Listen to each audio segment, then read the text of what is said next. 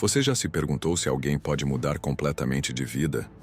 Se uma pessoa que hoje vive para perseguir e destruir poderia amanhã se tornar um dos maiores defensores daquilo que antes combatia? A história que você vai ouvir agora não é apenas uma das mais surpreendentes transformações da Bíblia. É também uma das mais intensas provas do poder da graça divina.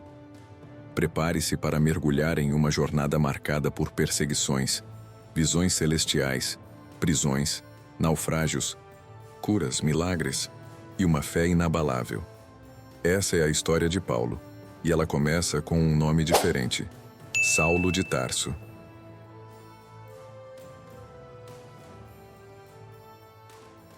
Saulo nasceu na cidade de Tarso, uma importante metrópole da Cilícia, região que hoje faz parte da Turquia. Era um homem culto, instruído, cidadão romano por nascimento, o que na época era um enorme privilégio. Judeu da tribo de Benjamim, Saulo cresceu como fariseu, sendo treinado rigorosamente na lei sob os pés de Gamaliel, um dos maiores mestres do judaísmo daquele tempo. Ele conhecia profundamente as escrituras hebraicas. Desde jovem demonstrava zelo extremo por tudo que dizia respeito à tradição dos pais. Esse zelo, no entanto, se tornou um combustível perigoso quando surgiu um novo movimento religioso em Jerusalém: os seguidores de Jesus de Nazaré. Eles pregavam que o Messias já havia vindo, que havia sido crucificado e, o mais chocante, que havia ressuscitado dos mortos. Para Saulo, isso era mais do que heresia. Era um ataque direto à santidade da fé judaica. Um perigo que precisava ser eliminado. A primeira vez que Saulo aparece nas Escrituras é em um momento sombrio e marcante. Ele estava presente no apedrejamento de Estevão, o primeiro mártir cristão. Não apenas presente. Ele guardava as roupas daqueles que executavam Estevão. Enquanto pedras voavam contra o corpo do jovem pregador, Saulo observava. A Bíblia diz que ele consentia na morte de Estevão. Aquela cena incendiou ainda mais sua fúria. Ele passou a perseguir com vigor todos os que invocavam o nome de Jesus. Invadia casas, prendia homens e mulheres, os arrastava até os tribunais religiosos. A igreja vivia seus primeiros dias e já enfrentava uma ameaça letal vinda de dentro do próprio povo judeu. E Saulo era o rosto desse terror. Mas é justamente nesse ponto, no auge do ódio, que o inesperado acontece. Saulo estava a caminho de Damasco, carregando consigo cartas dos sumos sacerdotes que lhe davam autoridade para prender cristãos naquela cidade. Mas algo que ele jamais poderia imaginar o aguardava naquela estrada poeirenta. Por volta do meio-dia, uma luz do céu, mais forte que o sol, brilhou ao redor dele. Saulo caiu por terra e ouviu uma voz que ecoou não apenas em seus ouvidos, mas em sua alma. Saulo, Saulo, por que me persegues? Confuso, ele pergunta: Quem és tu, Senhor? E a resposta veio com um peso eterno: Eu sou Jesus a quem tu persegues.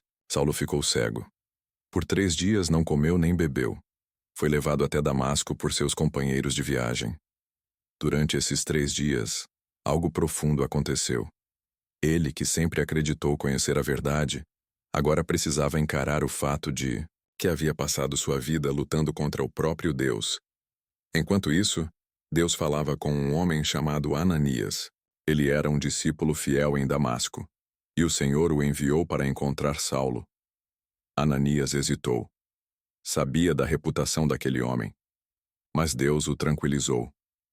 Este é um instrumento escolhido por mim para levar o meu nome diante dos gentios, dos reis e dos filhos de Israel. Ananias foi. Chegando à casa onde Saulo estava, colocou as mãos sobre ele e disse: Irmão Saulo, o Senhor Jesus, que te apareceu no caminho, me enviou para que recuperes a vista e sejas cheio do Espírito Santo. Imediatamente algo como escamas caiu dos olhos de Saulo. Ele enxergou. Foi batizado. E nunca mais foi o mesmo. Após sua conversão, Saulo se retirou para a Arábia, onde passou um tempo em retiro, buscando entendimento direto com Deus. Depois, voltou a Damasco e começou a pregar que Jesus era o Filho de Deus. As pessoas ficaram atônitas. Como o maior perseguidor agora se tornava um pregador apaixonado. Muitos não acreditavam. Alguns achavam que era uma armadilha. Mas a transformação era genuína. Tão genuína que ele logo passou a ser perseguido pelos próprios judeus que, antes o apoiavam. Foi necessário que os cristãos o ajudassem a escapar de Damasco, descendo-o num cesto por uma abertura no muro da cidade. Assim começou a jornada do homem que o mundo viria a conhecer como Paulo. Nos próximos minutos, você vai acompanhar essa jornada com todos os detalhes, as viagens, os milagres, as perseguições e, acima de tudo, o amor incansável que Paulo teve por Cristo e pela Igreja. Mas antes de continuar, se essa história já está te prendendo, aproveita para se inscrever no canal. Assim você não perde nenhum conteúdo como esse. Agora vamos seguir com essa trajetória extraordinária. Com a sua nova identidade em Cristo, Paulo iniciou uma série de viagens que mudariam para sempre a história do cristianismo. A primeira delas começou em Antioquia, ao lado de Barnabé, seu companheiro e mentor no início do ministério. Juntos, cruzaram regiões como Chipre e várias cidades da Ásia Menor, enfrentando desafios desde o início.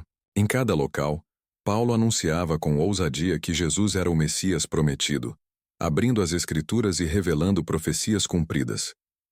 Em Listra, após curar um homem coxo de nascença, ele e Barnabé foram confundidos com deuses gregos. Mas logo, a multidão manipulada por opositores judeus se voltou contra eles. Paulo foi apedrejado até pensarem que estivesse morto. Mas levantou-se e continuou a missão. Nada o deteria. Na segunda viagem missionária, agora com Silas, Paulo recebeu uma visão durante a noite. Um homem macedônio pedia ajuda. Era um chamado divino para levar o evangelho à Europa. Em Filipos, libertou uma jovem possuída por um espírito de adivinhação, o que enfureceu seus senhores. Paulo e Silas foram presos, açoitados e lançados no cárcere. Mas à meia-noite, oravam e cantavam. E então um terremoto sacudiu os alicerces da prisão. As portas se abriram. As correntes caíram. O carcereiro, atônito, quase se matou, mas Paulo o impediu. E naquela noite, aquele homem e toda a sua casa se renderam a Cristo. Assim, mesmo na dor, Paulo via frutos. Sabia que seu sofrimento tinha propósito. Paulo ainda visitaria cidades como Tessalônica, Bereia, Atenas, onde pregou no Areópago sobre o Deus desconhecido, e Corinto, onde permaneceu por 1 ano e meio ensinando. Cada local uma batalha, cada alma uma conquista, e em cada carta escrita às igrejas, Paulo não apenas instruía, mas revelava sua própria alma.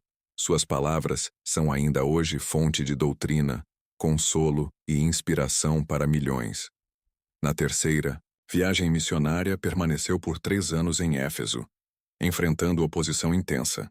Milagres extraordinários aconteciam. Lenços e aventais tocados por ele curavam enfermos. Mas a cidade, famosa por seu templo a Diana, reagiu. Um motim quase custou sua vida. Mesmo assim, Paulo seguiu firme. Ao retornar para Jerusalém, foi preso sob falsas acusações. Apelou a César, e como cidadão romano, foi enviado a Roma. A viagem foi marcada por naufrágio, fome, tempestade. Mas mesmo na adversidade, Paulo evangelizava. Em Malta, após sobreviver a uma mordida de cobra, curou muitos enfermos. Por fim, chegou à capital do império, Roma. Mesmo preso, Paulo pregava. Recebia visitantes, escrevia cartas. A prisão não silenciou sua voz, apenas a projetou ainda mais. Segundo a tradição, foi martirizado sob o governo de Nero, sendo decapitado. Mas antes disso deixou um testamento espiritual eterno. Em sua última carta a Timóteo escreveu: "Combati o bom combate, acabei a carreira, guardei a fé." O homem que perseguiu a igreja se tornou o maior evangelista da história. O terror dos cristãos se tornou seu mais apaixonado defensor. A voz que mandava silenciar tornou-se o eco mais poderoso do evangelho. Essa é a história de Paulo, um homem transformado pela graça, um instrumento escolhido por Deus. Se essa história falou ao seu coração, deixe seu like e se inscreva no canal. E não se esqueça, tem outro vídeo te esperando aqui na tela. Clica lá e continue essa jornada com a gente. Até o próximo vídeo.